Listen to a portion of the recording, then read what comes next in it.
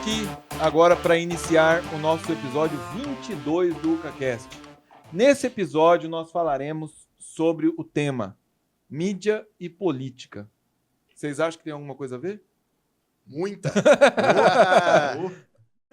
Para isso, nós faremos aí um recorte histórico, né? Estamos aqui com o professor Thiago Campos, da área de História, professor Moisés Barel, da área de Jornalismo e também de História, né? Então a gente vai tentar trazer para vocês, não só para quem é de jornalismo, nem só para quem é de história. É um papo sobre o nosso Brasil, sobre todos esses acontecimentos e esse percurso histórico que temos da mídia com a política.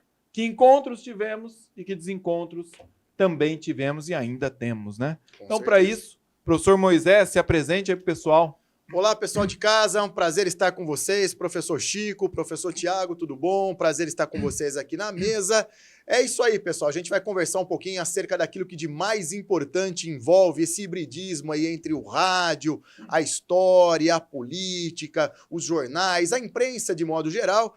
E, claro, a gente faz uma ponte histórica e tratamos também da contemporaneidade, dos assuntos atuais. Afinal de contas, quando se fala política, quando se fala história, quando se fala imprensa, a gente tem aí um relacionamento que não apenas é muito próximo, como em diversas situações também é um relacionamento um tanto quanto promíscuo, hein? E decisivo. Muito! Tiago, se apresente, pessoal. Olá, caros alunos e alunas da Universidade Católica Paulista. Eu sou o professor Thiago Campos, das áreas de História e Direito.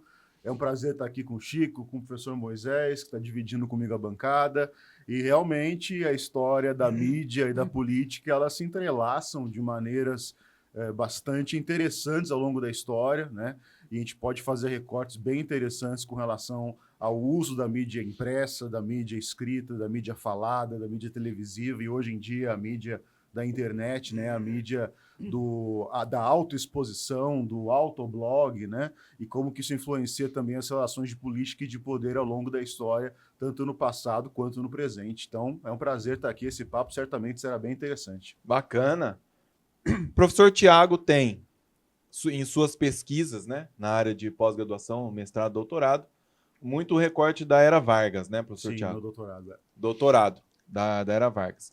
Professor Moisés esteve atuando, né, na área do jornalismo por bastante tempo, dentro de rádio. Sim, assessoria de imprensa na área da política também. Também. Então, olha só.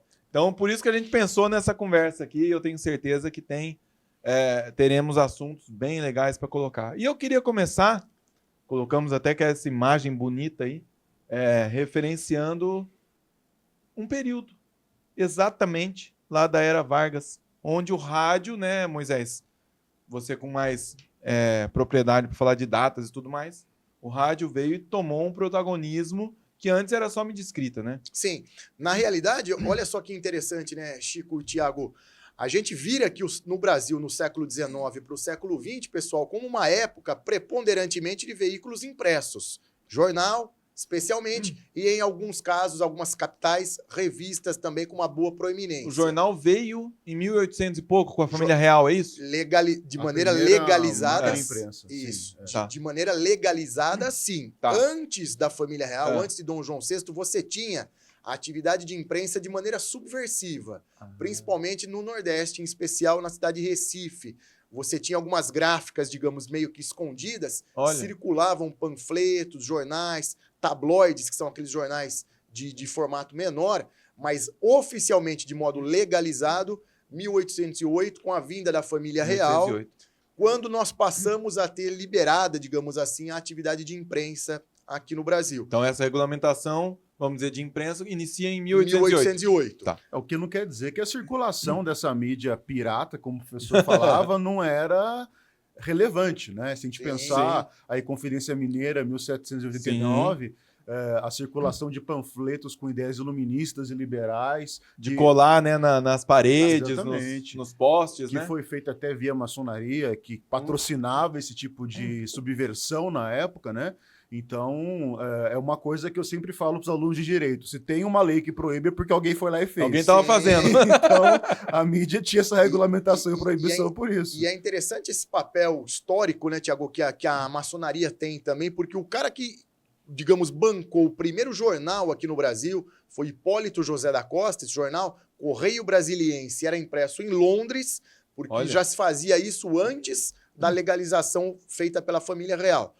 E o Hipólito José da Costa também era membro da maçonaria, que de certo modo estava por trás financiando os custos com papel, com tinta, com transporte marítimo de Londres aqui para o Brasil, já naquela época, defendendo justamente isso. Ideais aí republicanos, iluministas, em defesa da ciência, contra aquela vulgarização da ciência diante da fé. Falou do Nordeste, isso. também eu lembro de Salvador, alguma coisa também voltado para, acho que junto com a igreja, irmãs, freiras lá, que também, em algum convento, que também tinha essa coisa dos panfletos e também em relação Em Salvador tem a produção muito grande dos padres jesuítas, né, que vão fazer a produção literária, né, no começo do Brasil. E desde de épocas anteriores do período colonial, a gente tem Frei Vicente Salvador, depois Padre Antônio Vieira, gente que está ali muito antenada com aquilo que a literatura europeia trazia para a época e que vai produzir, né?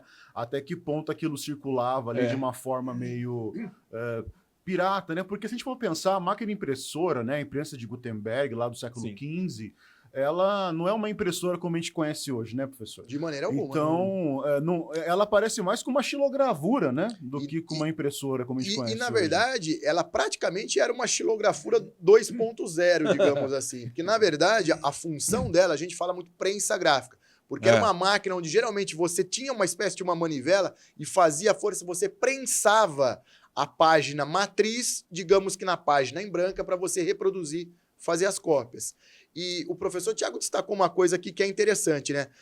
Ao mesmo tempo, aí antes de 1808, quando você tinha religiosos já desenvolvendo uma atividade comunicacional, uma atividade panfletária, estimulando a imprensa aqui no Brasil, você tinha, digamos, uma espécie de primeiro censor Marquês do Pombal, cortando, podando as ideias de caráter iluminista, republicano, emancipatórias. Então você perceba, nós começamos a falar aqui, demos alguns 2 ou 3 passos atrás aqui, historicamente, pessoal, para que vocês percebam que desde que os portugueses conquistaram o Brasil, porque o Brasil não foi descoberto, o Brasil já existia, o Brasil, o território brasileiro ele foi conquistado, ele foi tomado. E desde então, os vínculos entre a religião, a política passam obrigatoriamente pela circulação de ideias. E é através da imprensa que você tem a capacidade de disseminar ideias para centenas, para milhares, atualmente para milhões, quiçá até bilhões de pessoas. Veja, se nós não estivéssemos aqui, por exemplo, mediados por uma câmera, pela internet, por microfones, isto aqui seria uma conversa única e exclusivamente uma conversa entre amigos, uma conversa triangular que se iniciava e acabaria aqui entre nós mesmos. O desenvolvimento tecnológico que foi sendo, a cada ciclo sendo aperfeiçoado e que começa lá atrás, como bem disse aqui o professor Tiago com a prensa de Gutenberg, hoje resulta nessa comunicação de massa que mostra o quanto a política, a imprensa, a religião, a comunicação, como tudo isso está muito ligado. Nessa época aí era para dezenas apenas, ou centenas no máximo, dentro da cidade, né? Naquela região, naquele bairro. Havia muito analfabetismo, né? Então, dezenas, porque de nada adianta a mídia impressa se eu não tenho alfabetização. Isso acontece até mesmo com a Bíblia. Se a gente for pensar no começo da prensa de Gutenberg, o primeiro livro que foi impresso foi a Bíblia. Mas de que adianta imprimir a Bíblia se ela está, primeiro, no idioma que é o latim, que ninguém dominava mais como língua vulgar, e segundo, se eu sou analfabeto, né? Aí vem a grande questão do Lutero, durante a Reforma Protestante Luterana na Alemanha, traduzir para o alemão e tentar disseminar essa questão de ter o acesso à escritura. Né? E isso é uma questão que revoluciona. Mas o professor falou do Marquês de Pombal, acho interessante, porque a gente pode pegar um gancho com essa ideia de encontros e desencontros. Né? O Marquês de Pombal ele é visto em Portugal de uma forma e para nós aqui na história colonial de outra, que é o oposto. Exato. E isso é interessantíssimo, né? Porque ele é um liberal, né? da mais alta estirpe do pensamento econômico e político português. E para o Império Português ele fez reformas que eram reformas liberais. Então ele vai querer introduzir manufaturas, vai querer incentivar a indústria, vai querer trazer acordos comerciais vantajosos. Só que para isso acontecer, alguém tem que pagar a conta. E adivinha quem pagava a conta? Quem? Nós. Né? Até hoje. Não Sem mudou dúvida, muito. Mudou muito. Então é uma questão interessante, porque a mídia ela tem esse poder de fazer uma figura ser vista de uma forma e ela ser revisitada ou reconstruída de uma determinada forma posterior em pouco tempo. Né? Nós temos aqui um caso muito recente na história do Brasil de alguém que a mídia pintou. Aí não cabe agora a questão jurídica, mas a gente pode entrar nela caso vocês queiram. Alguém que foi pintado pela mídia como um transgressor, um criminoso, um presidiário e hoje é o presidente da República.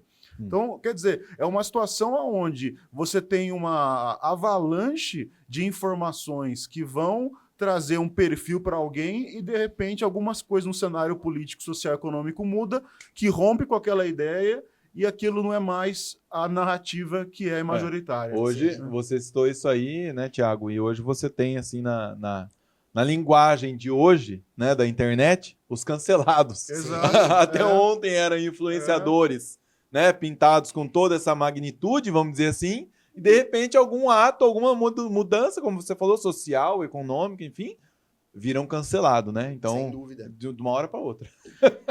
E na realidade o que a gente percebe, né, professor Chico, é que isso hoje em dia extrapolou, se popularizou muito, se massificou. Sim. Mas essa espécie de cancelamento já existia há muito tempo. Veja o que o Tiago diz. O Marquês de Pombal, por exemplo, sob o ponto de vista administrativo, para Portugal, idolatrado. Para nós aqui na colônia, demonizado, digamos assim. Se você pegar, por exemplo, logo depois da proclamação da independência, em 1822, um pouco antes, nos anos seguintes, houve uma guerra panfletária aqui no Brasil, com panfletos e mais panfletos circulando, colocando apelidos, Pedro I, apelidos no filho, Pedro II, apelido, por exemplo, em lideranças políticas regionais, latifundiários daquela época, vulgos fazendeiros, produtores de leite, de queijo, de café aqui no estado de São Paulo. Então, essa mescla sempre se fez presente. O que acontece é, a imprensa, ela sempre construiu a imagem pública das pessoas. Entretanto, o que não se tinha era tanto acesso, tanto estudo, tanto questionamento a essa narrativa midiática. Porque a imprensa, de modo geral, alguns veículos mais, outros menos, hoje em dia com a internet isso se potencializou muito, a imprensa sempre teve essa característica e esse poder de criar, de modelar aquilo que os outros, aquilo que a chamada opinião pública enxerga, crê sobre alguém. Hoje em dia isso é tremendamente questionável, por exemplo, através de redes sociais. Mas até alguns anos, quando nós, por exemplo, aqui éramos crianças, a gente ouvia, se apareceu na TV é verdade, seu jornal que está falando é verdade. E não se discutia, ponto final, não se discutia. E óbvio que diversas, centenas de vezes aqui no Brasil, nós sempre tivemos um relacionamento muito prostituído entre veículos de comunicação e entre política. Os professores onde convivem comigo aqui, a gente falava agora há pouco aqui, antes de começarmos, pessoal, de televisão, de rádio, alguns causos históricos aqui. O Brasil teve, por exemplo, agora estou dando um saltozinho histórico aqui, o Brasil teve durante a presidência de José Sarney, no final dos anos 80, um ministro das comunicações chamado Antônio Carlos Magalhães, vulgo ACM ou Toninho Marvadeza, que lá na Bahia era uma espécie de Cristo encarnado ali na Bahia. Rei. E o Antônio Carlos Magalhães, como tinha a caneta do Ministério das Comunicações, assinava as concessões de televisão, de rádio e as distribuía, obviamente, para os aliados políticos, tanto dele quanto do Sarney. E desde aquela época, o que existe ainda hoje no Brasil contemporâneo, aqui de 2024, com emissora de rádio, emissora de televisão, nas mãos de político por pura negociata, aos montes, pessoal. Até porque para ter uma emissora de rádio ou uma emissora de TV, você precisa da concessão, né? Então você precisa entrar com Sim. pedido, né? E para isso andar. E até pegando esse gancho, professor, a gente tem o caso emblemático do Fernando Collor, cujo Sim. impeachment foi engendrado no seio da família É. por conta da sucessão da dinastia do Império de Comunicações que a família tinha em Alagoas. Potencializado pela revista Veja. Pela mídia. Exato. Exato. E o Pedro Collor, né, que era quem assumiu o Império de Comunicações depois que o Fernando foi eleito presidente, tinha um desafeto com a mãe, tinha um desafeto com o irmão considerado ali um homem muito bem apessoado, de muito garbo e elegância, que frequentava estabelecimentos de... Enfim, todos entenderam. E ele não se furtava a exibir essa imagem em público, né, E isso foi o que levou ele, inclusive, a alçar a presidência. E quando ele chega lá, o irmão, ele fica responsável pelo Império de Comunicações das Alagoas. Só que o Fernando Collor ainda ingeria sobre aquilo, né? Então a mãe, como tomava as dores de Fernando e não de Pedro, ela começa a minar uma disputa entre os irmãos que culmina com o impeachment do presidente da República. Aqui no Brasil, né, professores, o pessoal que nos assiste também, aqui no Brasil, o Collor, ex-presidente Fernando Collor, que está aí até hoje como senador, ele provavelmente tenha sido, na verdade, foi aqui para a gente, o primeiro grande exemplo de um político fabricado através de marketing político eleitoral, valendo-se da mídia. No quesito de popularidade, estuda-se, fala-se sobre Fernando Collor como o primeiro grande exemplo de um homem produzido pelas técnicas de marketing político eleitoral. Porém, vamos de novo aqui dar alguns passinhos atrás, vamos voltar a 50. Como é que é? Caçador de Marajá, Caçador não é? de Marajá.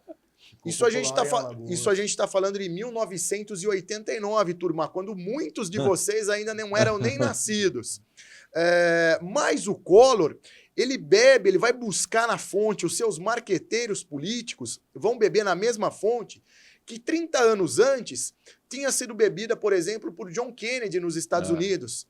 No início dos anos 60, quando a TV era uma grande novidade, há um debate muito, muito, muito acentuado na política americana e o Kennedy, bem apessoado, um cidadão boa pinta, já com algumas técnicas de maquiagem, paletó e gravata, se apresentava como alguém preparado, muito comprometido, coisa e tal.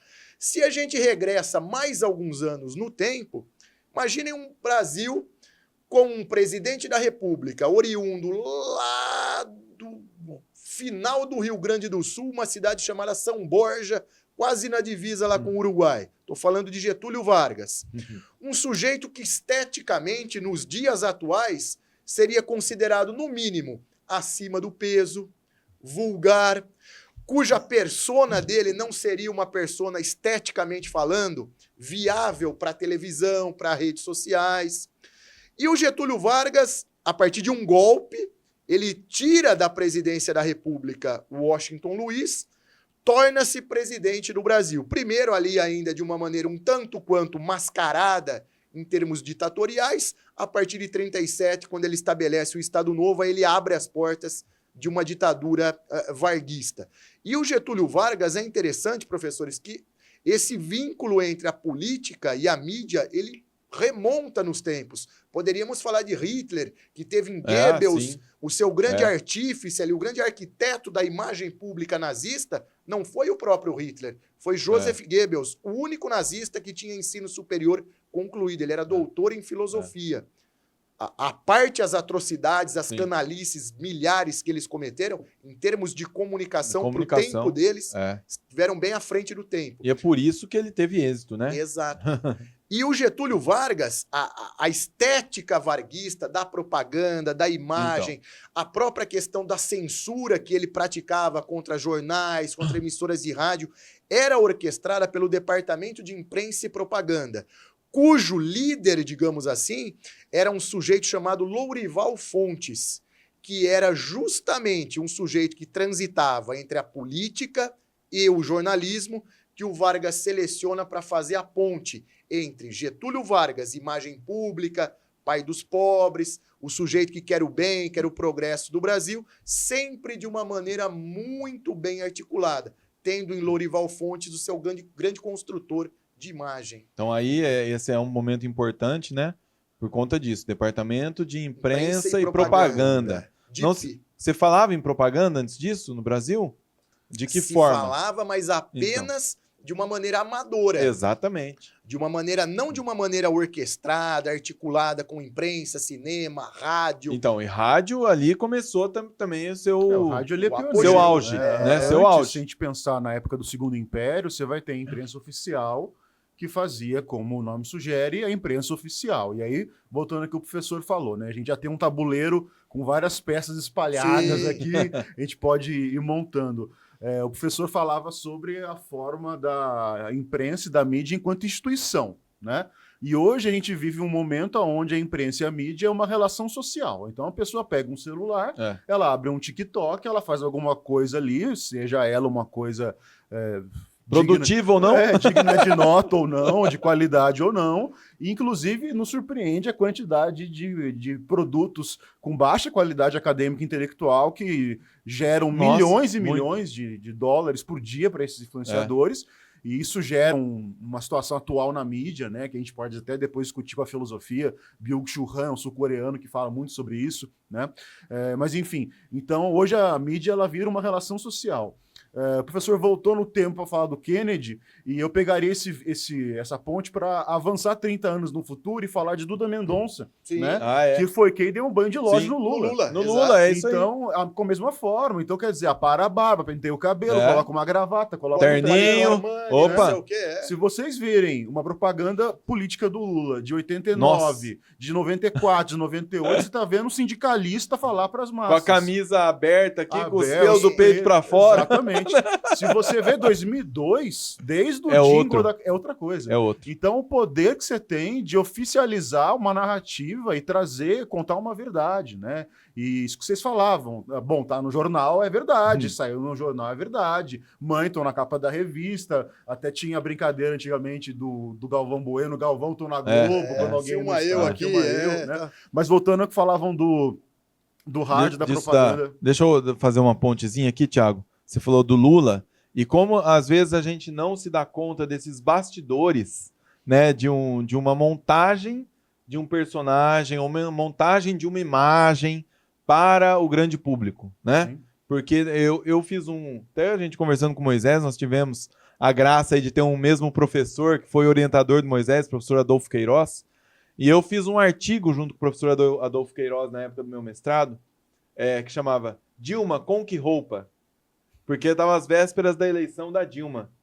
E a Dilma mudou de estilista, mudou de tipo de roupa durante a caminhada presidencial. Cabelo a corrida, também, né? tudo. Então essa coisa da imagem, da construção da imagem, era muito importante para que você tenha ali uma aceitação, um olhar, uma menor desconfiança, talvez, não é nem uma confiança, mas uma menor desconfiança de alguém perante aquela imagem que está sendo representada. Exatamente. Tem um documentário de 2002, o Entre Atos, que são os bastidores da campanha eleitoral do Lula, alguma coisa Coutinho, cineasta, Pedro Coutinho, alguma coisa assim, não me recordo ao certo, mas o nome do documentário é Entre Atos.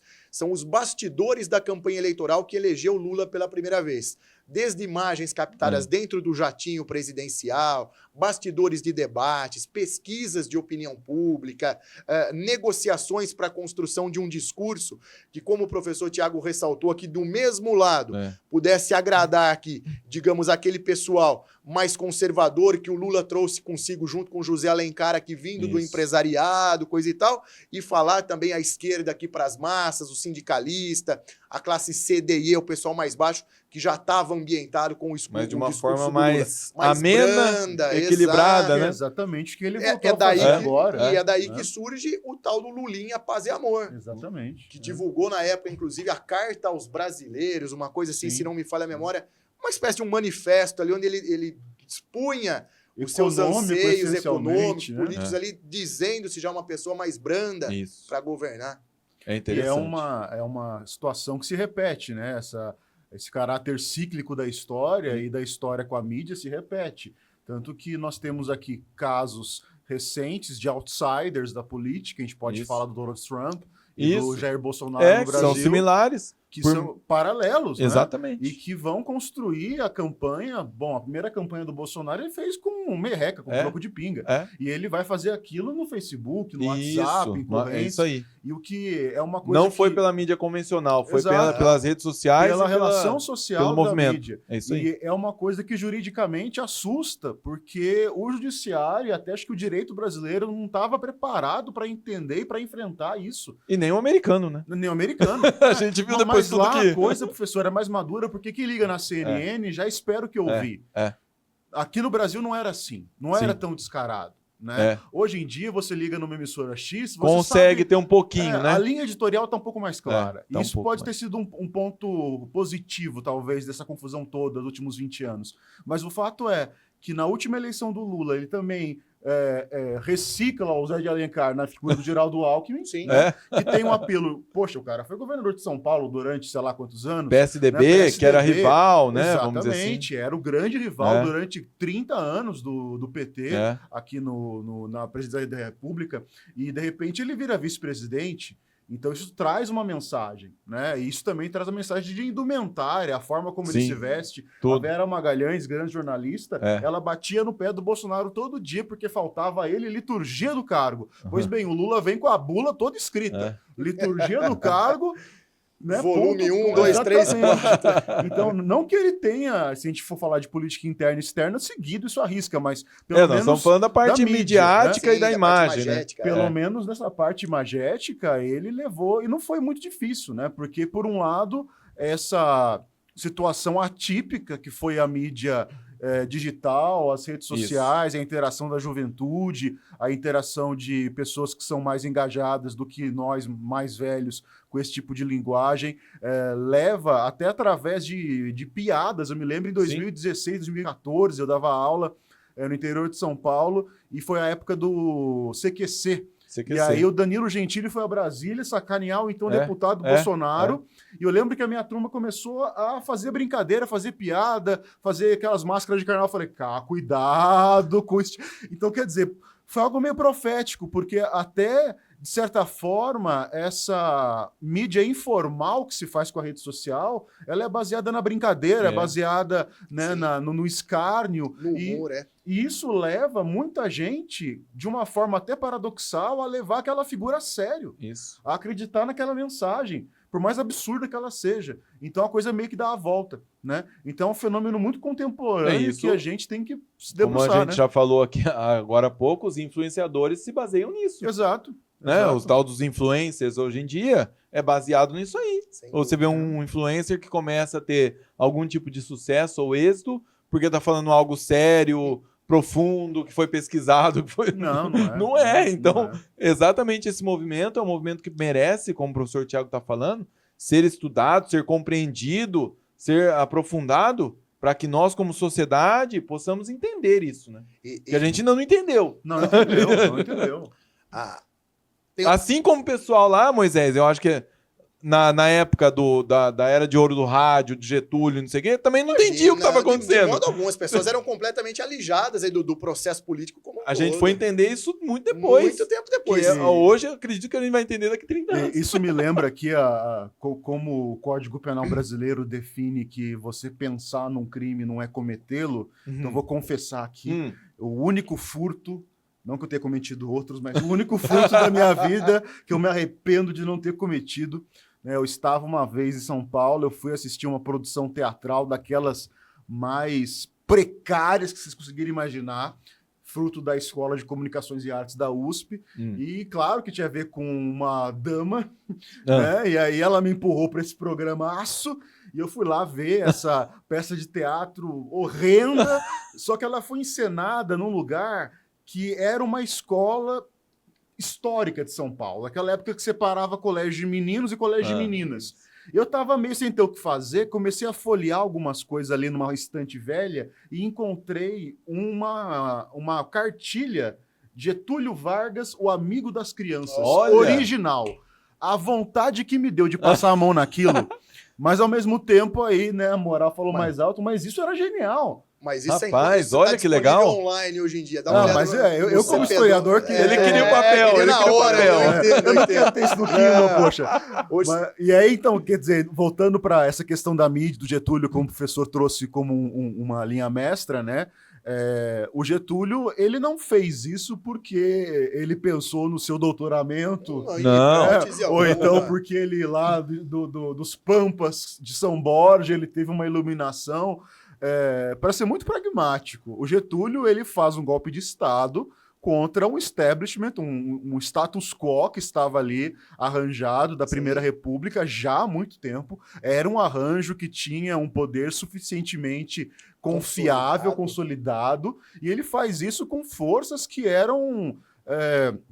no mínimo, ali naquele momento, improváveis, né? Que talvez se não tivesse sido interrompido por ele, até mesmo via golpe de Estado, a República do Café com Leite teria Continuaria. avançado anos 30, anos Se a gente 40. pensar nos dias de hoje, me cite aí 4 presidentes nos últimos 40 anos que não foram paulistas ou mineiros. A gente pode falar do Collor, pode falar do Sarney e acabou. Acabou.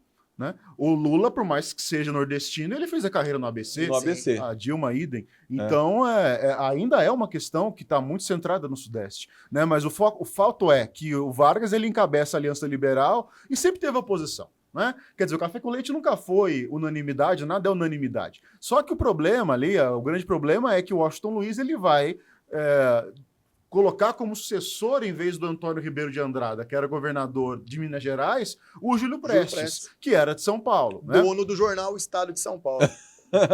Inclusive, né? Que naquela época, por conta da crise de 29, ajudou o Washington Luiz a mudar a moeda. Né? E quem estava no ministério do Washington Luiz no primeiro governo? Getúlio Vargas. Quer dizer, isso aí, assim, como dizia o ditado brasileiro, não existe virgem zona, né? Todos ali estavam comprometidos. Eu conheço isso com uma outra forma também. Trocam-se os cachorros, ficam as coleiras. Então, você foi mais prudente no vocabulário do que eu. Mas, enfim, então quando acontece o golpe de 30, o Getúlio, ele perde uma coisa fundamental que o Café com Leite tinha antes, governabilidade. Os caras tinham um arranjo para manter aquilo no poder que estava muito estruturado. Que ficava só trocando as pecinhas, mas estava sempre eles. Estava estruturado. Professor Tiago, aqui uma parte democraticamente falando. E perceba como tudo isso casa com aquilo que a gente conversou agora há pouco. Um arranjo muito bem orquestrado de políticos que faziam parte do establishment brasileiro daquela época, da elite política, econômica, pessoal daquela época. São Paulo, Minas, os fazendeiros ali do café aqui, do leite em Minas Gerais.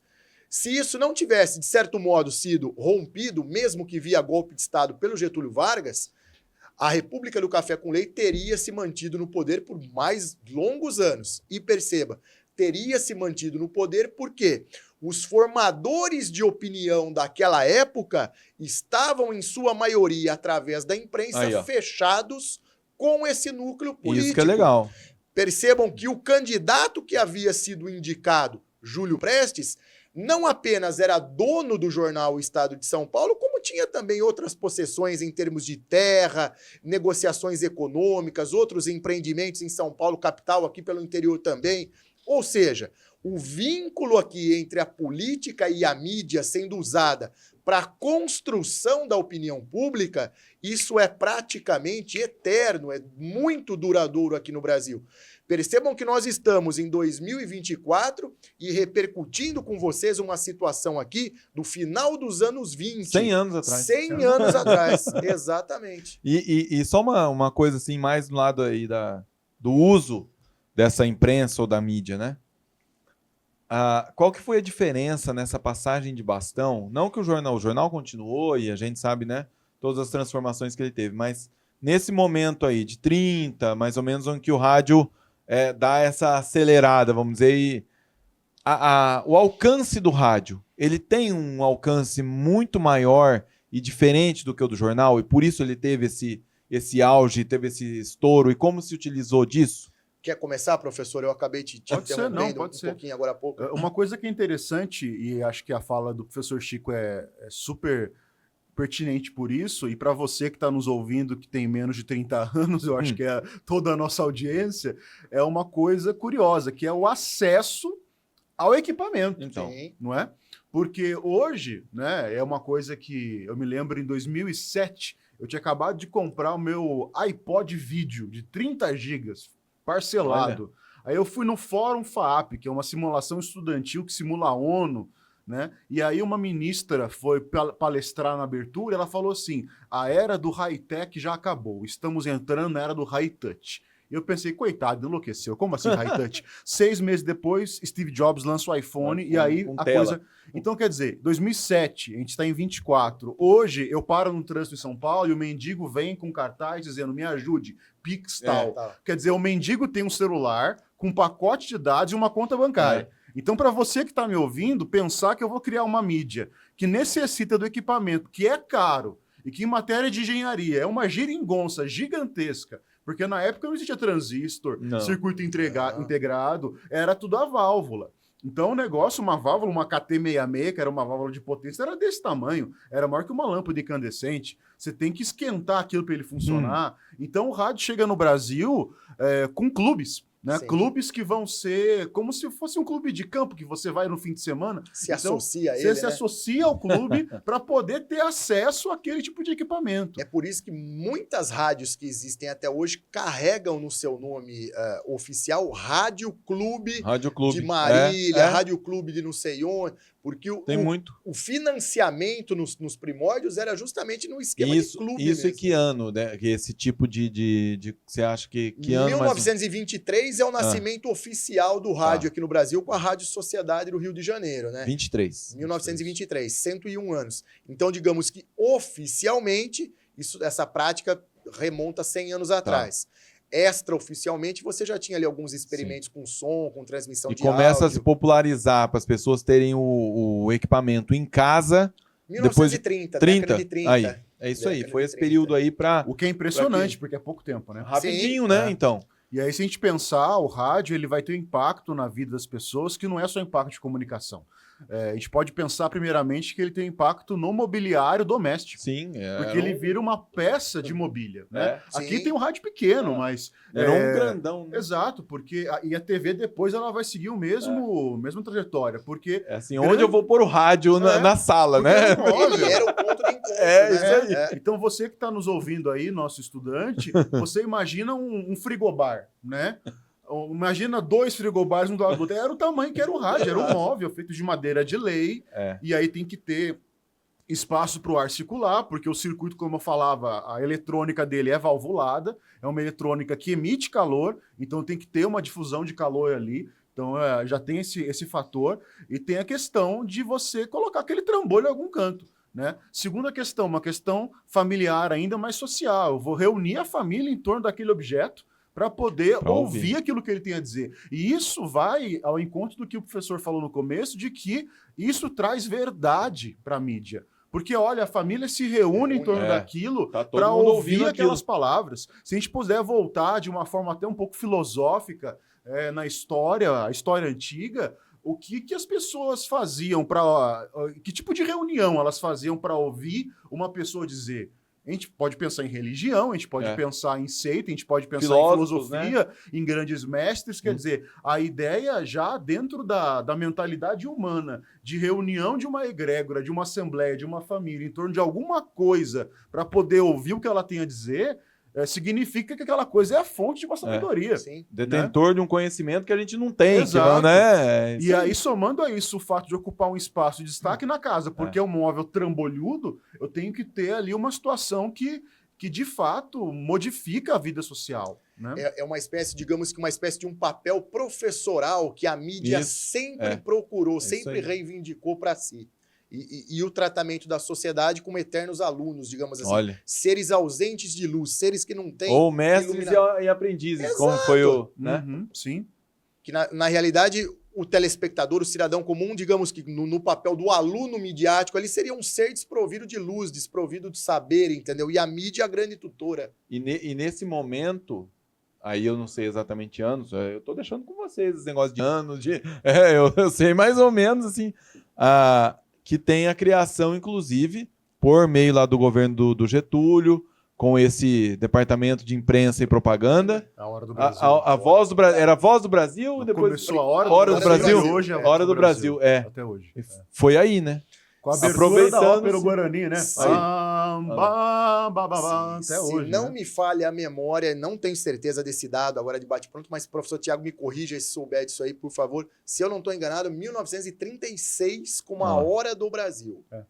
1936. Olha, então. Mas não tenho certeza. Tanto é que o golpe de 37 é Aliás, anunciado pessoal, pelo rádio. já que eu não tenho certeza, olha aqui, ó. Olha lá. Recorramos aqui ao auxílio tecnológico, vamos ver aqui. Coisa que naquela época Não seria dava. impossível, né? Era só quem sabia mesmo. Só que quem podia sabia, falar. só quem publicou o jornal, né? Então era interessante. Até alguém, um aluno que eu tive no 6º ano, a gente estava fazendo uma atividade juntos, e aí tinha um desenho de uma cena, né? Que eram várias crianças fazendo cada uma atividade. Era 6º ano, começo da formação de história, então a pergunta era assim: quantas crianças tem na cena, o que elas estão fazendo e tal. E eu gozado que tinha uma falando no telefone, né? E aí tinha uma pergunta que era assim: eles estão perto ou longe da cidade? E como a cena era de um acampamento, eu pensei, bom, é óbvio que vão dizer que eles estão longe. Aí a sala foi unânime, eles estão perto. Eu falei, por quê? Ah, porque ele tem 4G. Nossa. Eu Tem parei, sinal no celular. eu tive que explicar para eles que o celular serve para outras coisas. Celular também é Rapaz. telefone. Não, ele primordialmente Ele é o um telefone. Então, quer dizer, isso foi recente. Rapaz, Imagina, né? olha. Encontrou aí, professor? 22 de julho de 1935. O professor Chico pode 35. descontar um pouquinho Ah da lá. minha nota ali, hein? Um ano. Um ano. Julho? 22 Julho. de julho de 1935. E, então, esse é um ano interessantíssimo. E aí a mídia vai ter um papel curioso nisso, né? Por quê? O que acontece? A Era Vargas, ela dura 15 anos inicialmente. Sim. Tem o segundo governo dele, que acaba com suicídio, mas isso é outro papo. Então a gente tem de 30 a 45 período ininterrupto, né? Olha. A historiografia tem problemas em chamar o governo provisório dele de ditadura. Esse é o tema do meu doutorado, porque eu comprovo ali juridicamente, historicamente, com uma série de documentos, que é uma ditadura, preto no branco, por todos os elementos. Desde o começo. Desde o começo. Né? E ela é pensada para selo. E aí eu analisei diários dele, falas de todos os membros da Aliança Liberal em jornais da época. No dia seguinte, analisei o decreto 19368, de 11 de novembro de 30, artigo por artigo, comprovando pela teoria do direito constitucional que aquilo é uma ditadura, né? Enfim, então tá no meu doutoramento, Mas quem quiser dar uma olhada. Muitos colocam a partir de 37. 37. E aí, qual que é, olha lá. qual que é É a o Estado questão? Novo, que é a Estado face Novo. pública É. da E ditadura. por que 35 Novo. é importante? Né? Nós temos de 30 a 34 o governo provisório, que eu considero, enquanto historiador, e está no meu doutoramento isso, a primeira fase da ditadura varguista. Tá. Em 32, o Estado de São Paulo, na figura de um partido que, pela mídia, começava a fazer oposição ao café com leite, o Partido Democrático de São Paulo, esse é um partido nanico. É um partido criado pela inteligência ali da Faculdade de Direito do Largo de São Francisco. Alguns professores que começaram, e alunos também, evidentemente, filhos, olha que paradoxal, filho de fazendeiro, filho do cara que era o café com leite, vem para São Paulo fazer direito e tem aula com o professor e acaba começando a pensar diferente do pai.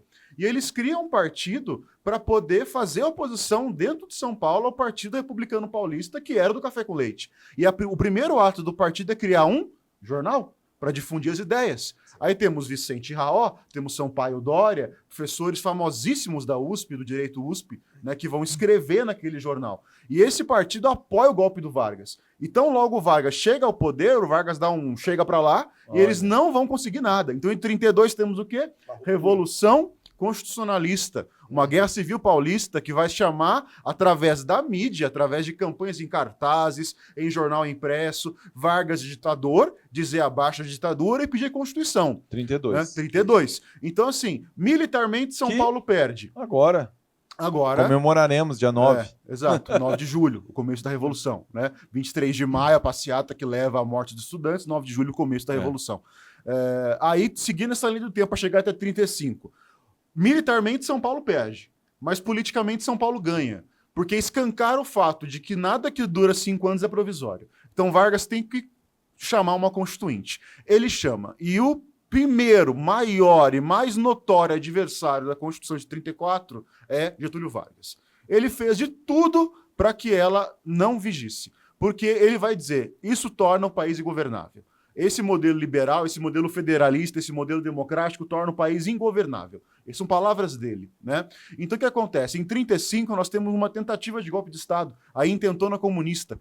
E ele vai usar desse movimento para, através do rádio, ler para o Brasil uma lei chamada Lei de Segurança Nacional, que vai cortar a imprensa, deixar o Partido Comunista na ilegalidade e vai pavimentar o caminho para 37, com o Estado Novo. E tudo isso é explicado didaticamente para a população através de discursos muito bem escritos pela sua assessoria de imprensa no rádio. Sim, exato. Então, quer dizer, o rádio ele se torna, como você falou, um veículo o professor. Né? Então, assim, brasileiro, senta aqui agora que eu, o presidente... Nós vamos falar o que está acontecendo. Mas, e esse olhar, digamos que professoral do rádio, ele precede o próprio Vargas com o Roquete Pinto, que é um dos idealizadores, um dos financiadores da Rádio Sociedade do Rio de Janeiro.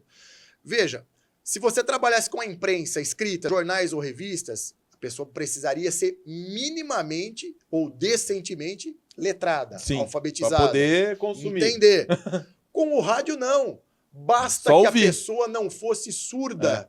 Ela não precisa saber ler, escrever. Por quê? Então, por isso que eu falei O rádio tem um certo poder aqui de persuasão, de uma espécie de uma conversa ao pé do ouvido, de cativar as pessoas, o uso de um linguajar fácil. Isso. Com todo o respeito, pessoal, eu vou exagerar no exemplo agora aqui um pouquinho. Digamos que o rádio tem um linguajar botequeiro, aquela conversa ao pé do ouvido, ali entre amigos, para se sentir realmente próximo, íntimo das pessoas. É como se conhecesse o locutor, né? Sim. Vendo os exemplos que aconteciam ali, em tempo real, em simultâneo, paralelismo histórico, na Alemanha, na Inglaterra, na Alemanha com Hitler e Goebbels, na Inglaterra com Churchill, você tem uma porção de aprendizados que são aplicados aqui no Brasil. Então, o que o Vargas faz do rádio? Ao grande veículo que, na verdade, lhe proporcionava ensinar as pessoas como melhor convinha a ele. O pensamento dele. Exato. E aí tem um ponto fundamental. Ele supre o que lhe faltava, que era o apoio político. Exato. Aquele acordo das elites do café com leite que ele quebrou com o golpe dele, ele vai transformar uma nova governabilidade que ninguém nunca pensou antes. Ele constrói, inclusive, um modelo de narrativa para demonizar os partidos políticos tradicionais, os políticos tradicionais, se mostrando como um ser apolítico.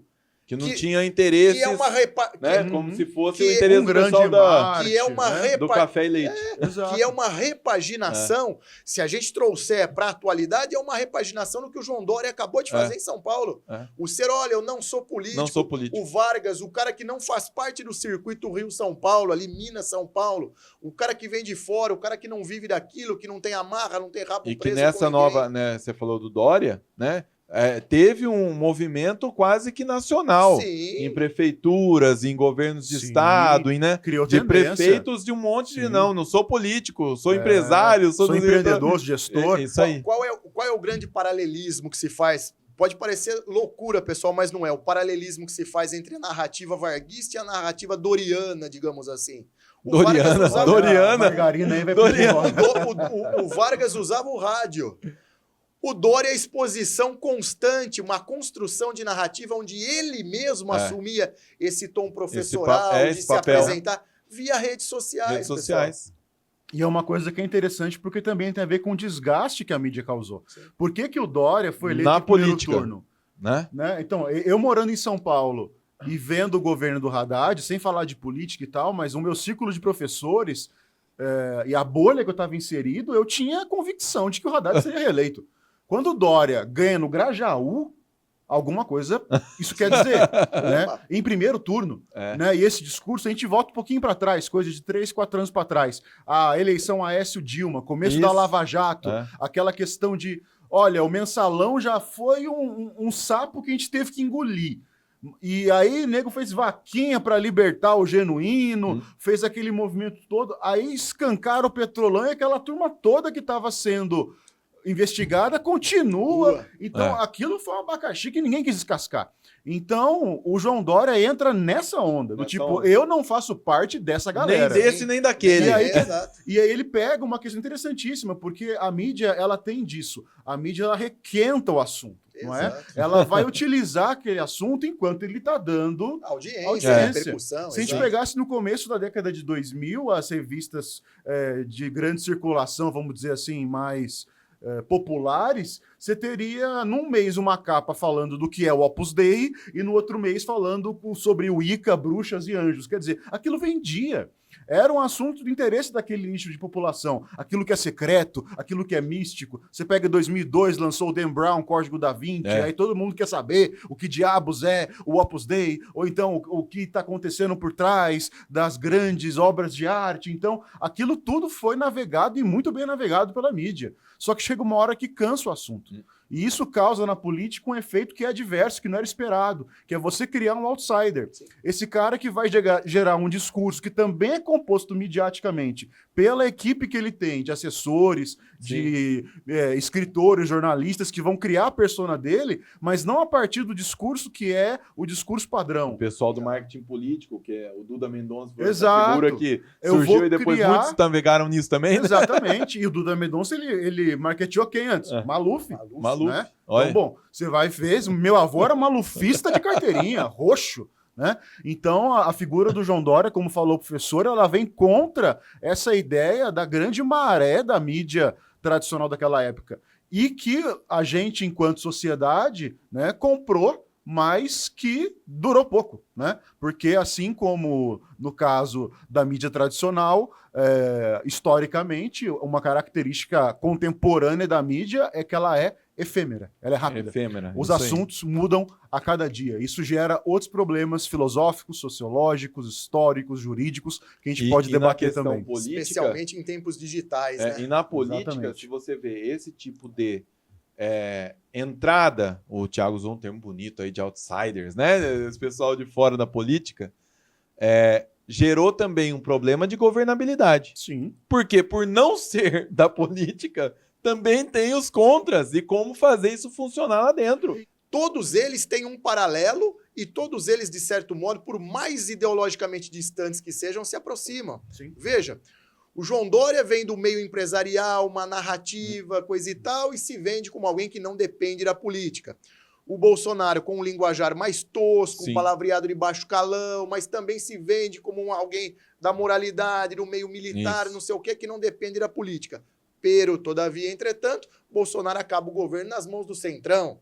João Dória acaba o governo dele em São Paulo negociando Isso. alhos e bugalhos ali, praticamente com N partidos, porque o PSDB não garantia base. Isso. Então você percebe que em termos comunicacionais, em termos midiáticos, a construção de uma narrativa, ela é capaz de modelar o pensamento. E quando o professor Tiago diz pra gente que a mídia, ela requenta os assuntos, ela fica retrabalhando os assuntos, é evidente que os assessores, os marqueteiros fazem o mesmo também de outro lado. Então percebam, a política depende da mídia e a mídia depende da política. O que eu quero dizer, meus amigos, é que no Brasil, há muitos anos, não se faz política sem mídia e a mídia é abastecida pela atividade política. Se não tivesse o assunto política na mídia, nós teríamos... quanto de falta que ele tem? Inclusive, pensando numa carreira jornalística, o professor me corrija se estiver errado, o grande desejo do jornalista iniciante é um dia chegar no caderno de política, né? Porque qual Professor, pauta você olha, teria? A minha geração, eu ainda digo pra você que era isso mesmo. Você tá coberto de razão. Hoje em dia, o grande sonho é ser youtuber. Bom, Não Então de bom. política. de qualquer outra coisa. Não de política. E Não, aí mas é interessante, porque Aliás, essa retroalimentação dos dois lados é importante que todo mundo tenha essa consciência. aliás, é uma relação que, por vezes, é promíscua. Não, sim, muitas vezes. muitas vezes. Como o professor falou, cada um na sua cidade. Cada um na sua cidade. Não vamos dar exemplo de nenhuma cidade aqui. Mas cada um na sua. Perceba, pesquise e ouça, né? Alguma emissora de rádio ou algum jornal é de algum grupo político da cidade. Você não tenha dúvida disso. Em todos os lugares. E por quê? Por que eles têm interesse em ter uma emissora ou um grupo de comunicação que tenha rádio, jornal, TV, enfim? Por Para quê? implantar no imaginário popular aquilo que eles consideram mais adequado para o povo. Ou seja, em terra de cego, quem tem um olho é rei. E aí, então, a gente volta lá em Hitler, volta em Getúlio. Não, Jesus, Não, Jesus é o que ele queria calma, ser. Calma, Getúlio. Mas perceba, E hoje nós temos a mesma coisa. Jesus, olha, não é, e por favor, você que me assiste, não me leve a mal. Jesus também foi um grande propagandista. Ele Talvez o melhor comunicador. O melhor, o maior. Ele propagandeou uma causa. Sim. E uma causa, Nobre. E uma causa que, a partir dos ensinamentos dele, que foram eminentemente orais, porque Cristo, só a orais. pessoa Exato, de Cristo, Não escreveu deixou nada. absolutamente nada. Nenhuma linha ele deixou escrito. Foi oral Ele e exemplo. Exato. Né, atitudes. Ele deixou exemplos Isso. orais e de praticidade. E percebam, eu costumo dizer isso nas minhas aulas, professor Chico, professor Tiago, especialmente em cursos ali de marketing político, marketing eleitoral, que Cristo, ele próprio foi um tremendo propagandista. Opa. Sem dúvida. Aliás, todo religioso também é um propagandista. Há um hibridismo, um vínculo cada vez mais dissolvido, cada vez menos visível também de política e Nós religião. vimos na citação de Gutenberg, primeira impressão, A Bíblia. a Bíblia. E até hoje o E livro mais até impresso hoje o no livro mundo. mais impresso no impresso mundo. no mundo. Então, é interessante. Até uma das áreas de interesse do meu estudo, né? Não é uma área profissional, mas a gente que é intelectual, gosta da coisa, né? Gosta da vida acadêmica, sempre tem ali alguns, né? Então a filosofia e a teologia são áreas que eu gosto muito de estudar, tem uma formação dedicada para isso, uma parte da minha biblioteca está voltada para isso, estudei também um pouco disso. Então, eu tenho na minha casa, acho que umas 19 bíblias diferentes, em hebraico, em grego, em latim, bíblias de estudo, bíblias em inglês, bíblias com... Então, quer dizer, mesmo as palavras sendo as mesmas, né? E mesmo a impressão sendo a mesma, isso, e quando você falava, professor, sobre o religioso, ele também é um propagandista. Aí eu vou fazer agora uma análise um pouco filosófica, um pouco talvez até psicanalítica. Isso dói quando a gente ouve, porque parece que ele é picareta. Então a gente dá essa impressão. Por quê? E aí que tá. Quando eu quero falar com um aluno, então quando eu falo com você que está me ouvindo, eu gastei um tempo grande pensando com que roupa eu me vestir para vir aqui falar com você hoje. Então eu escolhi um blazer, escolhi uma camiseta. Por que eu não escolhi vir com uma camisa social, gravata e um colete?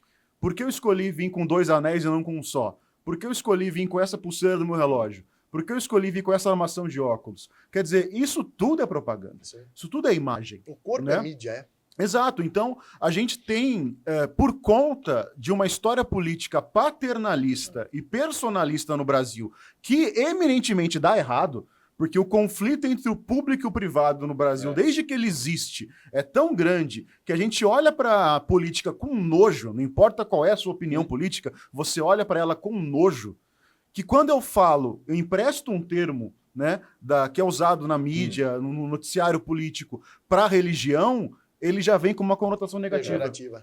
Né? E o que eu faço como professor, eu tenho que propagandear a minha aula. Então, claro. isso que eu ia falar. Eu tenho que nada propagandear mais o conteúdo. o professor, nesse sentido, propagandista. Exato. É um E a universidade propagandista. ela propagandeia o universo do conhecimento acadêmico. Aliás, um bom professor, aí vamos diferenciar também.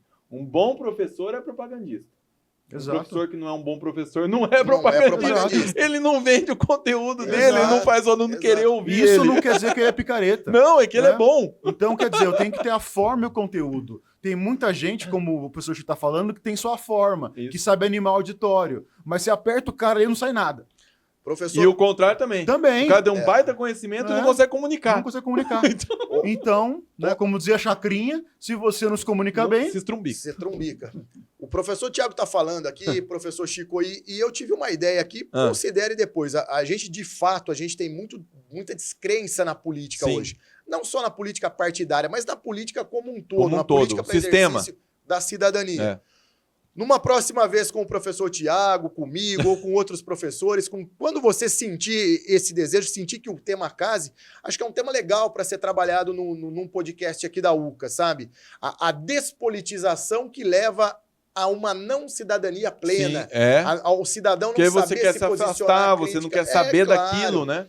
Ou até Não. um pouco mais, você pensar que ser cidadão hoje é se tornar alheio a isso. Exato. Né? E aí é uma construção... Olha, eu não quero saber de política, eu não sei nada de política, Exato. eu tô... Como se isso fosse um mérito. Como se fosse bom.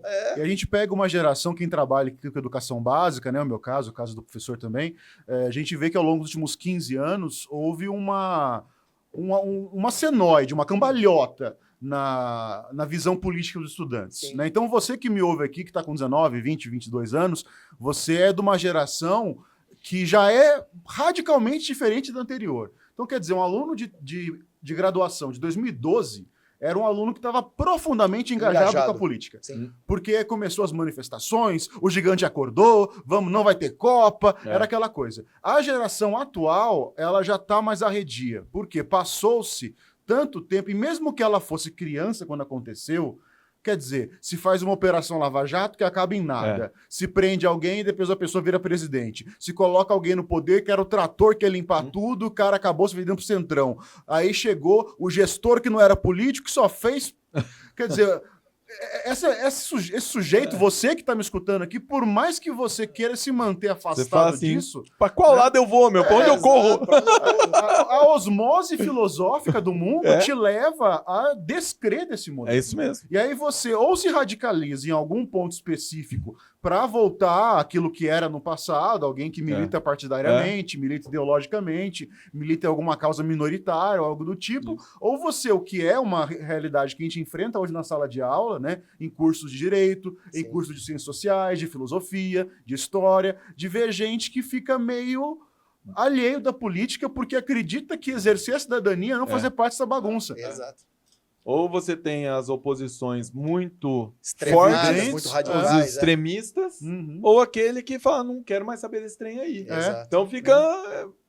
Não tem mais o... Aí o Moisés usou um termo bacana, né? O cidadão que precisa saber do que acontece ou conhecer para poder tomar uma decisão, esse daí não tem mais, porque ou um tá defendendo com unhas e dentes cada lado, ou o outro não quer saber de nada. Inclusive para cumprir ali os preceitos constitucionais, Sim. conhecer seus direitos, suas Claro. obrigações, o que é básico para a Para cidadania. poder cobrar aquele que o povo que colocou, o representa né? Que publicamente. representa. Exato. Desde Sim, os vereadores, porque a gente fala muito em presidência, e né? Porque Mas a política começa no local. começa no Exato. vereador, Exato, cara, e as pessoas não sabem quem são os vereadores da cidade. Começa nos cargos de o que confiança eles estão comissionados. o que eles estão votando, quando acontecem as sessões, que tipo de pautas que se discute. Você não sabe de Não nada da sabem sua cidade. Muitas vezes as pessoas nem sequer lembram em quem elas votaram. O sujeito pega ali o Verdade. santinho e tal na fila da votação. O cara lembra para quem votou, para presidente e para governador, que o voto majoritário lá, é né? executivo. E olhe lá. Esse ainda tem um rescaldo maior, esse ainda é um pouco mais lembrado. Mas o voto para o legislativo... O deputado, o vereador, né? Que é onde a coisa Que é onde acontece. decide. É onde a coisa acontece. Então aqui, vamos lá, 2 dicas para você, aluno da UCA, que está aqui me escutando. A primeira eu vou parafrasear o professor Clóvis de Barros Filho. Para você não ser um ser essencialmente defecante, abra a Constituição do Brasil e leia pelo menos o artigo 5º, 79 incisos e 4 parágrafos. Tem que decorar esse artigo. Direitos e garantias fundamentais. Todos são iguais perante a lei, sem distinção de qualquer natureza, garantindo-se a brasileiros e a estrangeiros residentes no país o direito à vida, à liberdade, à igualdade e à propriedade nos termos seguintes, 2 pontos, 79 incisos e 4 parágrafos. Leia para que não seja um ser essencialmente defecante. E a segunda coisa é, se você pensa que votar para presidente da República resolve alguma coisa, pois é, votar para governador e prefeito resolve alguma coisa, você não entendeu política.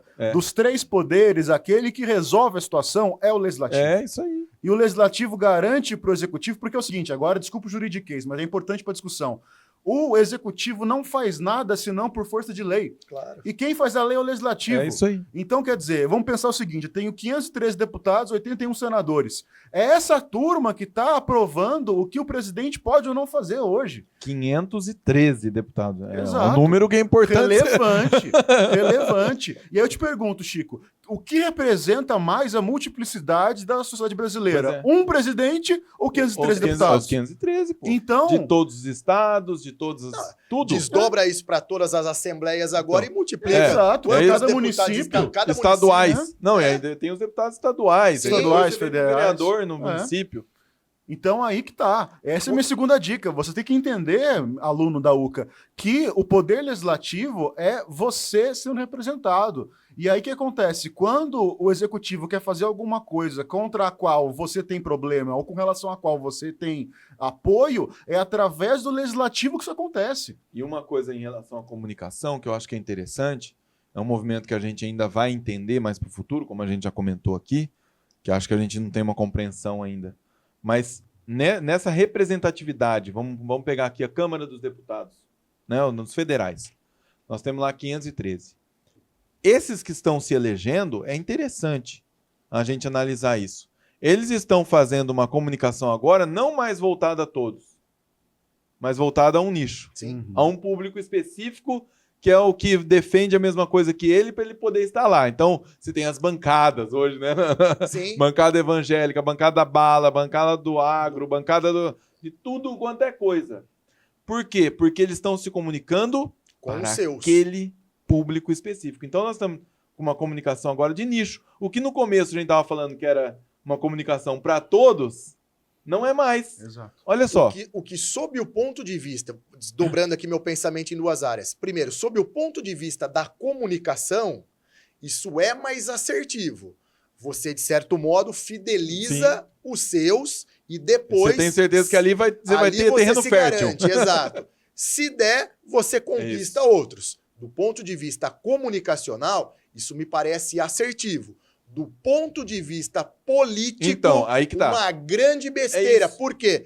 Você fragmenta Fragmentado. o Congresso É isso em aí. diversas bancadas. Você tem setorização Isso. da política e praticamente você não tem mais uma política de gestão pública pensada para o Você país. defende só o seu lado.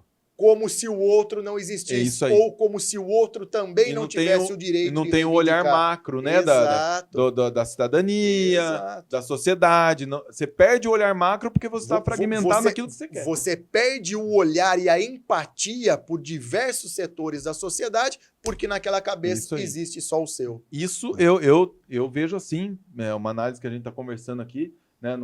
Aquelas conversas que a gente tem. Isso aqui é uma conversa. Sim. Né? Ninguém aqui está detentor da verdade, não. Mas é interessante a gente analisar as repercussões que isso terá daqui a algum tempo. Porque a gente está vendo cada vez mais essa fragmentação acontecendo. E a pergunta que eu te faço é: em quem o youtuber vai voltar para deputado federal? Nele mesmo. Nele mesmo. Como vai ser? Gente, o professor Tiago botou o zap na mesa aqui, ó. Pablo Marçal é um dos pré-candidatos Aí. a prefeito de São Paulo e está causando um Aí. rebuliço na cena política de São Paulo.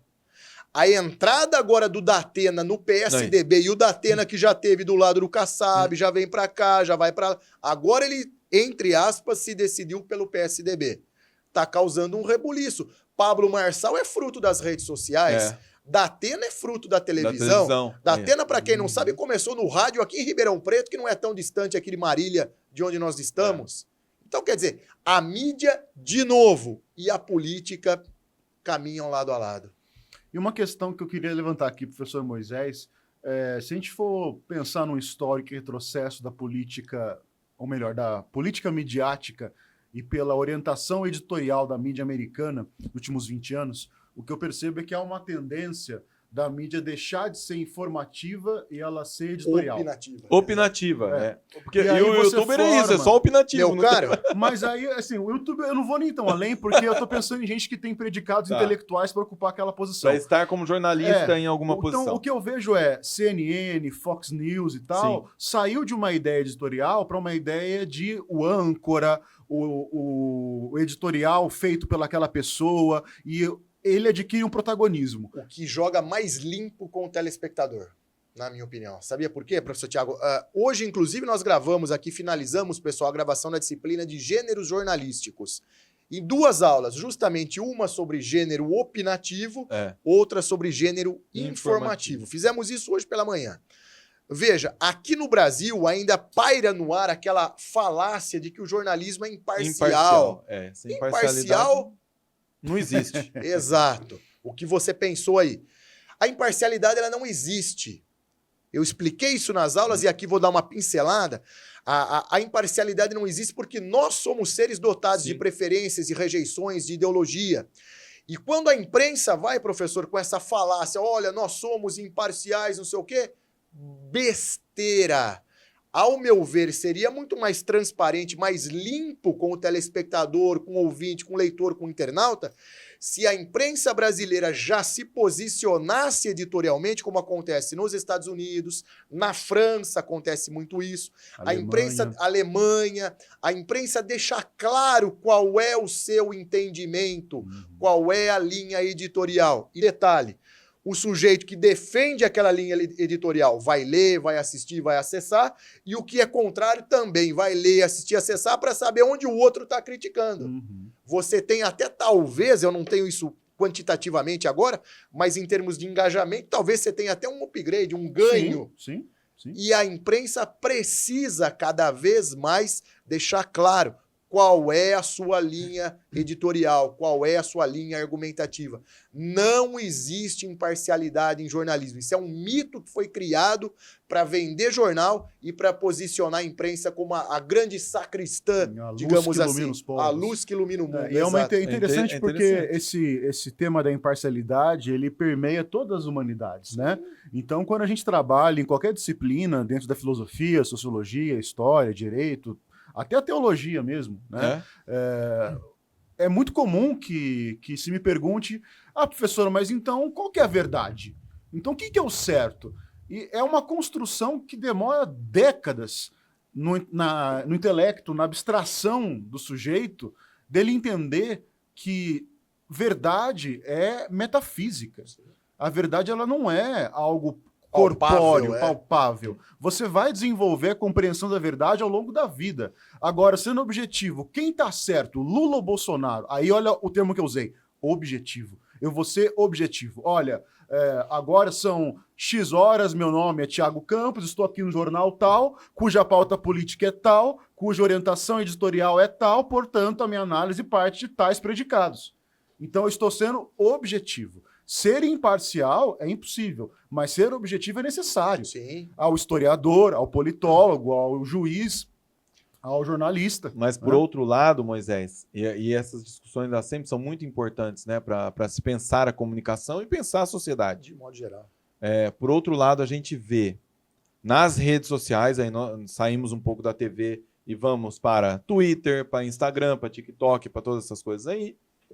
E a gente vê as pessoas sendo mais radicais ou extremistas porque só consomem a mídia daquilo que fala do que ela já acredita. Exato. E ela não tem mais o contraponto para pensar, para analisar. Então, fácil você viver na sua bolha. É um perigo também. Você claro. fica nessas bolhas, elas estão cada vez mais frequentes. É cômodo você se manter. Você só consome aquilo que você gosta. E é cômodo. Não te tira do sério, não te faz passar nervoso, não te causa estresse. Você concorda com o que vai estar ali, você vai estar reforçando. E reforça. Agora, percebam. Mas será que na TV, eu penso assim, é uma de quem está de fora, tá? Aí você vai me... A TV não teria que ter um papel um pouco mais amplo e não também assumir tanto esse extremismo? Mas eu penso nisso, então, mas para poder ter um...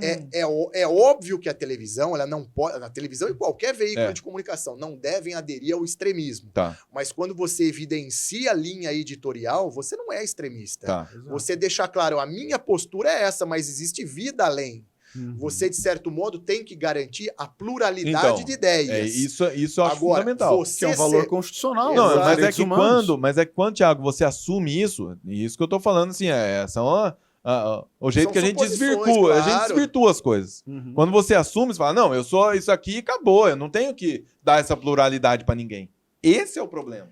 Aí é o olhar que o jornalista, que o historiador, que o advogado, que o profissional, que o intelectual, de modo geral, precisa preservar. Exatamente. E é ótimo que a própria sociedade adquira isso. Porque esse que é o ponto que eu ia chegar. Quando você deixa claro qual é a sua posição, qual é o seu entendimento, mas você garante que o outro tem. Isso é um direito constitucional. Exatamente. Que o outro tem direito de pensar e discordar, seja no que for, na fé, na política, naquilo que ele quiser.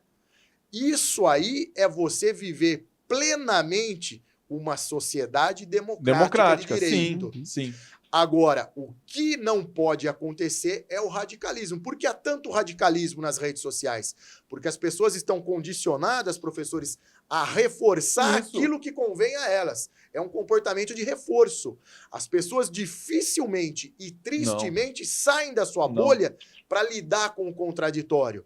E como o professor Tiago falou agora há pouco aqui, com raríssimas exceções, apenas quando os casos são palpáveis, materializáveis, você tem a verdade é isto.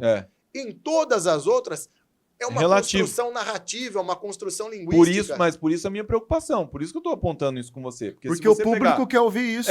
A verdade é esta. Não, mas se você pegar a sociedade e você levar isso para um canal televisivo, nós não vamos ter esse contraditório aberto, nós vamos ter só o reforço. Então essa é a minha preocupação, porque o padrão social já é esse. O que eu diria é o seguinte, quando a gente tem uma construção enquanto empreendimento midiático, enquanto veículo de comunicação, na qual existem vários veículos, cada qual se manifestando objetivamente sobre qual é a sua linha editorial, isso gera multiplicidade.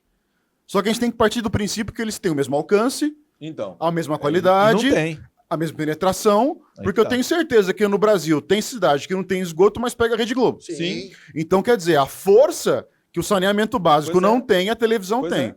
Então, equacionar isso é algo talvez utópico nesse momento. É isso que eu tô pensando. E aí, isso me gera um problema, professor Chico, porque aí vamos partir de uma...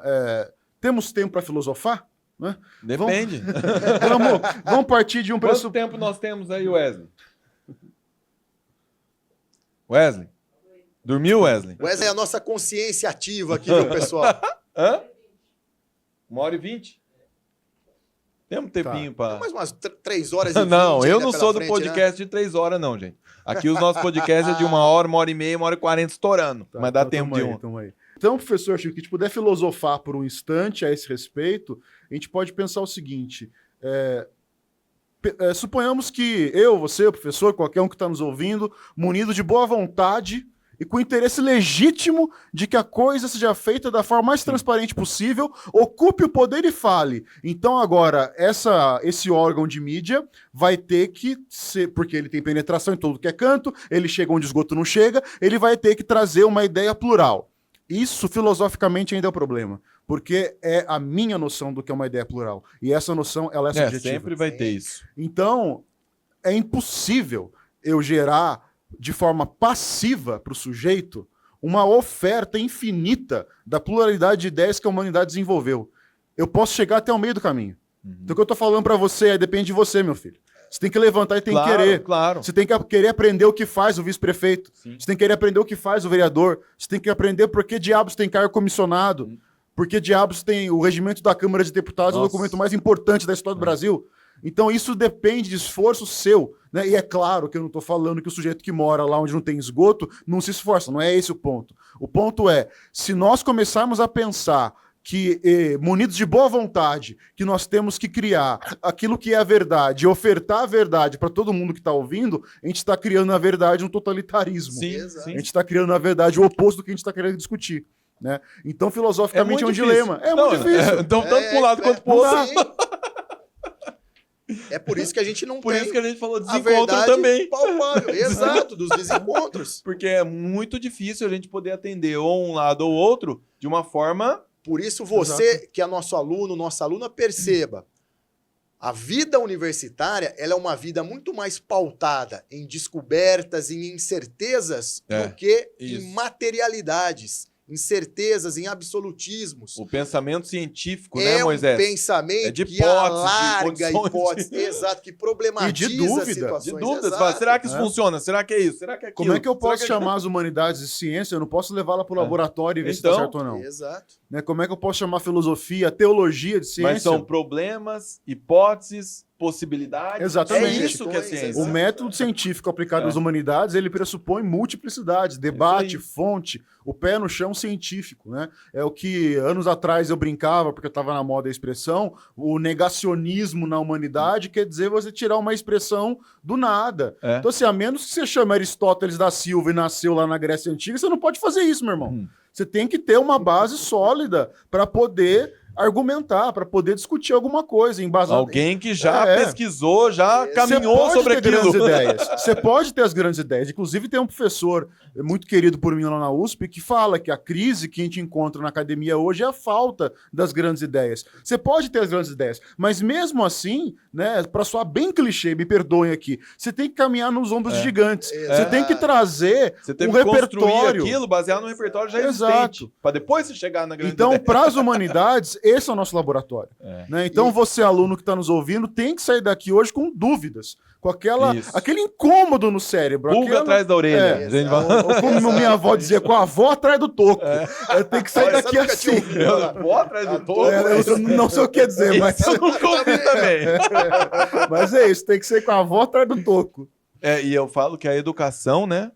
E aí todos nós aqui estamos unidos nesse propósito da educação, né? Em diversas áreas, em diversos públicos diferentes.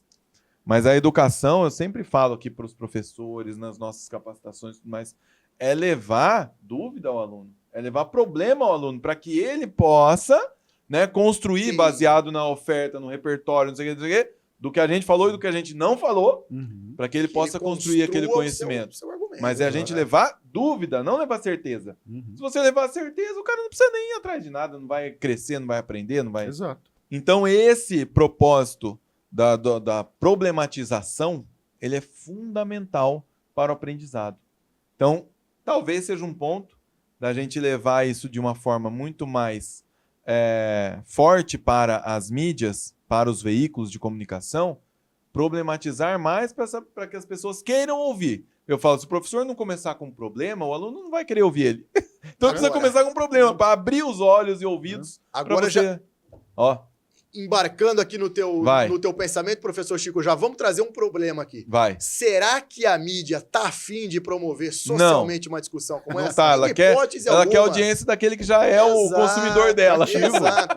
Então, o que isso significa por extensão, pessoal? A universidade, a academia é o lugar. A mídia está estruturada em torno de uma lógica capitalista, neoliberal, que em resumo o máximo é o máximo de grana entrando, o mínimo de grana saindo. Da maneira mais didática, cartão de visitas. Grana que entra, dinheiro que sai numa quantidade menor. É papel da academia, é papel dos professores, é seu papel enquanto estudante, enquanto cidadão, enquanto cidadã, dissertar, pensar, problematizar situações como essa, para você, com todo o respeito, não ser um Zé Ruela. Porque o problema do Brasil nós estamos cheios de Zé Ruela e de Maria Mané. Seja na sociedade, seja na rua, lá em Brasília, no Congresso Nacional, aí na Câmara de Vereadores da tua cidade, na Assembleia Legislativa do Estado. E no TikTok. E no TikTok. Manuel de Barros, em um dos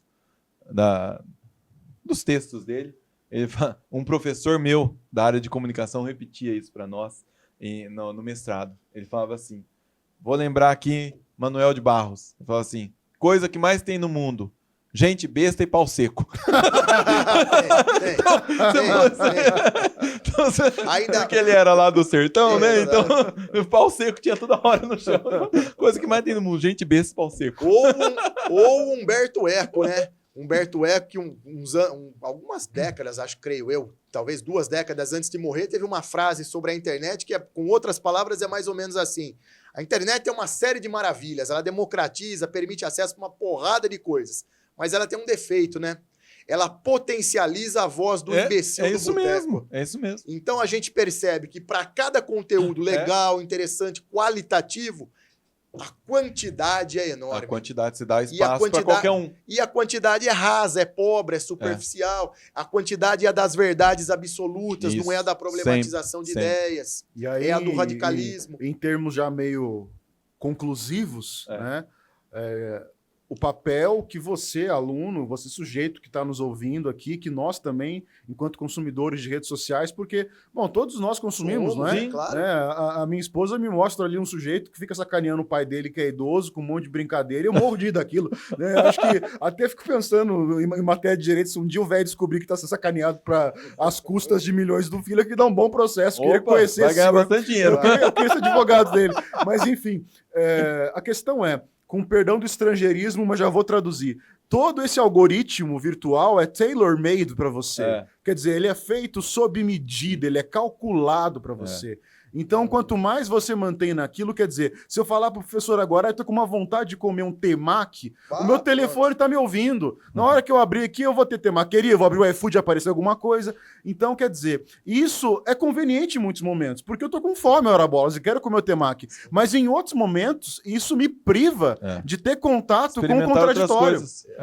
Então, é esse que é o seu papel. Né, você manter de forma responsável a sua bolha, que está tudo bem, né? Eu quero que o algoritmo seja usado a meu favor, né? Então eu uso isso a meu favor, eu uso o ChatGPT, eu uso o TikTok para me divertir, quando a minha esposa me mostra o velho lá sendo sacaneado, mas nós temos que ter ativamente a consciência de que, se eu ficar refém disso, eu vou ser apenas isso, um refém. Não cresço.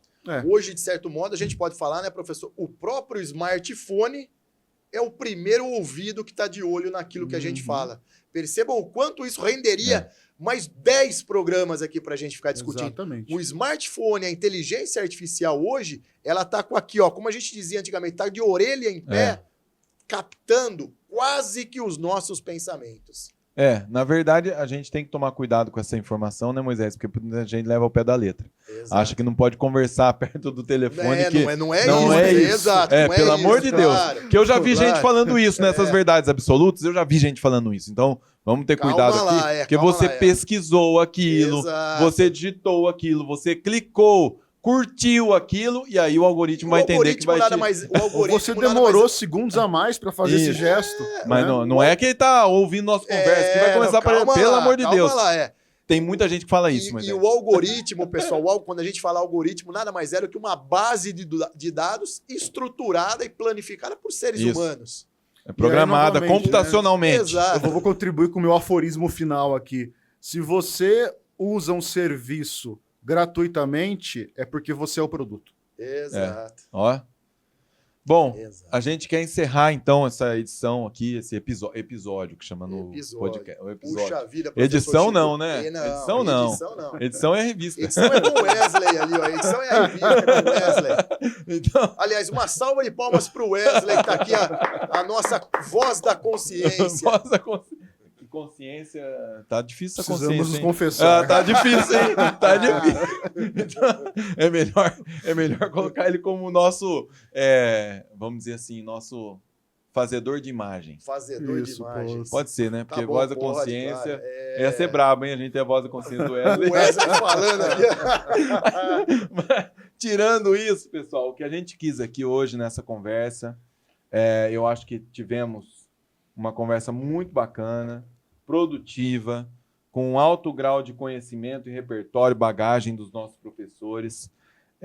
A gente quis aqui levar, como a gente falou agora há pouco, problemas para você. Então fique com essa bucha aí. Fica com esse problema, com essa pulga atrás da orelha ou com a avó atrás do topo. Exatamente.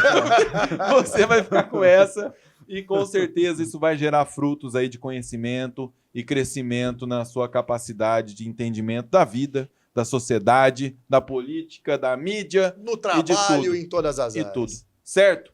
Grande abraço, obrigado, professores. Obrigado, professor Chico. Muito bacana a presença de vocês. Bacana estar com você na mesa. Grande abraço, pessoal. Um abraço, até mais.